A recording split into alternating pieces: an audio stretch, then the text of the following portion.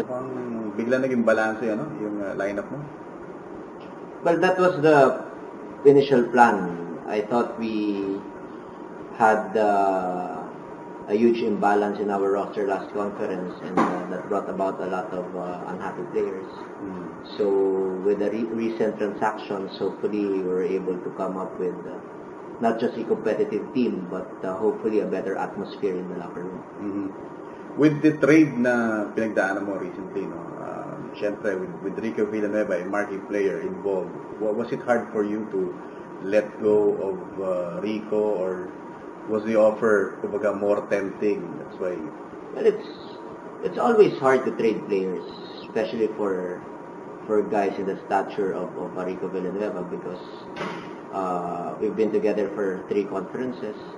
But in the end, you look at what you think is the direction that you want to take, and after careful evaluation, we needed somebody who can help us guard taller players, so we opted to go for Rafi Rivas. And of course, the landscape totally changed because we were able to draft Mayor Hoffer, we were able to bring back Mark Pingris, and historically we've had problems in our backcourt.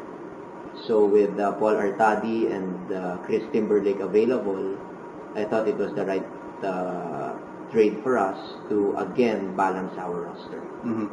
With Paul Artadi and Mark Pingris, kumbaga having some sort of a reunion with you, and kumusta yung pag-welcome mo sa kanila? And nagkaroon ka na ba ng chance na makausap sila and discuss about paglalaro nila with your team? Well, yes. In fact, I had lunch with both of them last Friday. And of course, Paul is coming off a really good stint with Ginebra. He was able to shoot up his confidence level. He's now shooting well from the perimeter all the way out from the 3-point area. And he will definitely help our roster because we want to be quicker. And he has great rapport among the other players also in our roster. So we won a championship together in 2006.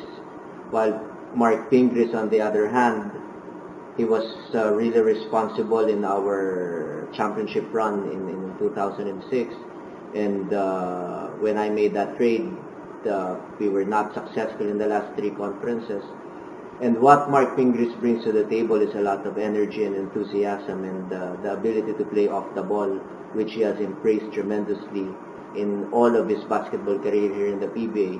And he will definitely complement the games of James, Kirby, PJ Simon, because he's happy to play really a role that not a lot of players are willing to embrace.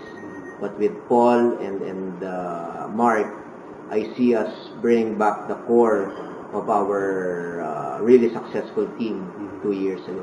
With your 2 rookies, Coach, Timberlake and Hoffer, anong in-expect mo na magiging role nila and impact ba?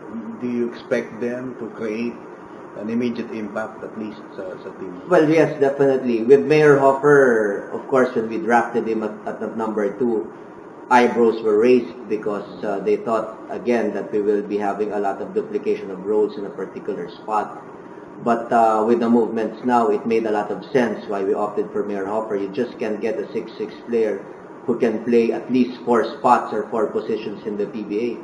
And he will definitely be a major factor in our roster. I like his brand of game, his energy. He plays pretty much like Mark Pingris.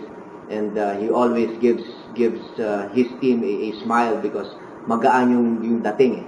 So, ganun ka-importante ngayon itong pasok ni Mayor Hoffer. Plus Timberlake,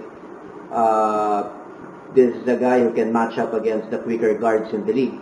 He's got quick feet, can shoot from the perimeter, can step out and shoot the 3. So, with all these things coming into place, I see better things for our team. Nasa dyaryo, Coach, strongest team, at least on paper. Any reaction to that? Probably not yet. The only test is once we start playing. But of course, teams like San Miguel, Tokentex, even Alaska, they have made a lot of adjustments and player movements as well. But my feeling is, at least now, when I take a look at our roster, I think we're a bit more balanced right now with enough combination of go-to guys and again role players who are willing to do a specific job and do it to the maximum of their abilities. Anong modest goal mo, coach? At least for the All-Filipino. Semis? Oh, we have Finals? failed to make it past the quarterfinals in the last 3 conferences.